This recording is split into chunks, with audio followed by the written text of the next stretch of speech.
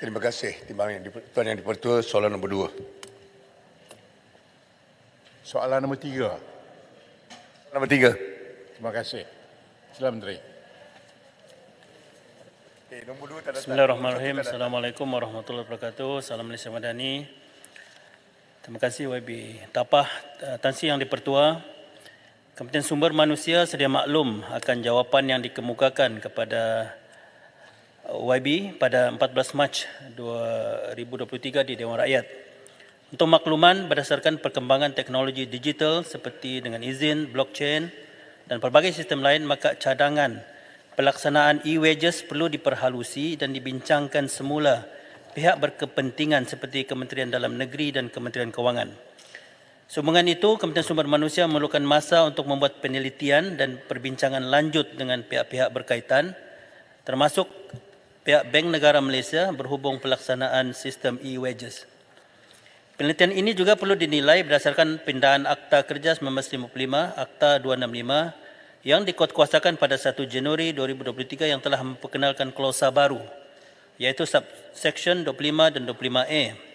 Klausa tersebut memberi kuasa kepada Menteri untuk membenarkan apa-apa instrumen pembayaran upah lain yang termaktub di bawah dengan izin Financial Services Act 2013, Act 758, dan Islamic Financial Services Act 2013, Act 759, iaitu dengan izin the Minister may by order specify any approved issuer of a designated instrument or any approved issuer of a designated Islamic payment instrument under paragraph 3A and B to be the recognized approved issuer of a designated payment instrument or approved issuer of a designated Islamic payment instrument for the purpose of payment of wages under this part.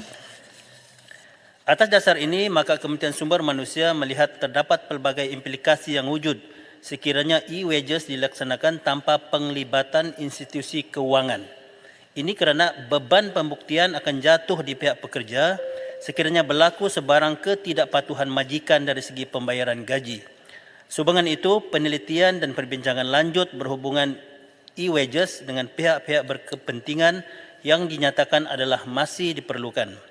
Seperti yang semua sedia maklum, upah pekerja di sektor swasta perlu dibayar melalui akaun bank atau secara tunai atau cek. Yang pemberian melalui cek dan tunai ini dibuat oleh majikan setelah mendapat permohonan secara bertulis daripada pekerja dan majikan, dan mesti membuat permohonan kepada Ketua Pengarah Jabatan Tenaga Kerja. Oleh yang demikian, sebagai tambahan kepada kaedah-kaedah pembayaran upah sedia ada, Menteri Sumber Manusia juga boleh menetapkan instrumen lain bagi pembayaran upah untuk menjaga kepentingan pekerja.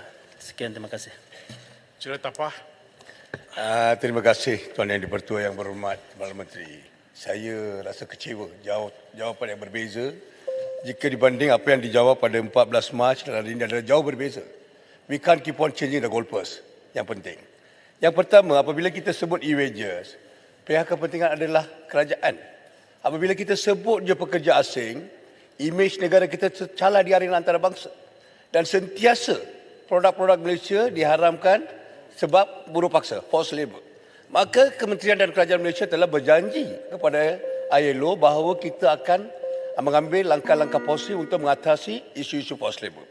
Maka satu perkara yang serius adalah majikan tidak bayar gaji kepada pekerja on time ataupun langsung tak bayar. Dan kita tidak mekanisme untuk memantau. Kita lihat keadaan pekerja asing masuk di negara kita secara halal dengan dokumen yang sah.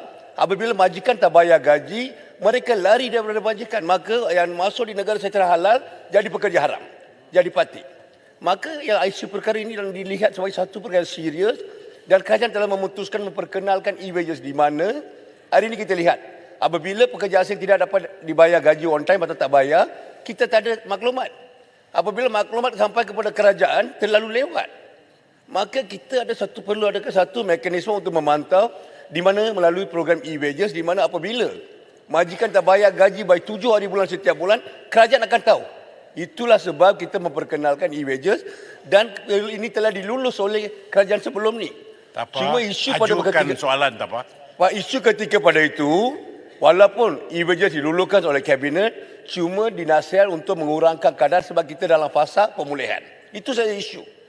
14 Mac yang berhormat jawab, kita sedang berbincang dengan KDN dan Kewangan. Tetapi hari ini saya lihat satu jawapan yang jauh berbeza daripada apa yang telah dijanjikan. All we need bukan MGM yang berhormat. Nota kabinet untuk maklumkan berapakah charge untuk melaksanakan, itu je masalah. Itu yang ditangguhkan, bukan kelulusan ditangguhkan. Ada soalan-soalan? Soalan bila akan diimplementasi. Bagi tahu yang berhormat menteri, tak perlu MGM, perlukan nota kabinet untuk menentukan kadar. Terima kasih. Saya jawab itu saja. Terima kasih soalan tambahan daripada YB Tapah. Kita akan ambil maklum tentang saranan yang dibuat oleh YB Tapah untuk kita tindakan selanjutnya. Cuma apa yang telah dibuat oleh kementerian, kita telah berbincang tentang isu ini dengan stakeholder termasuk Bank Negara, dan Bank Negara pun memberi pandangan supaya perlu diteliti. Jadi itu yang mungkin memerlukan masa, tapi mungkin kita boleh ambil kira lah pandangan daripada Yang Berhormat Tapah selaku mantan menteri untuk kita teruskan apa yang telah dibincangkan sebelum ini dan untuk tindakan selanjutnya. Okey, Baik, terima kasih.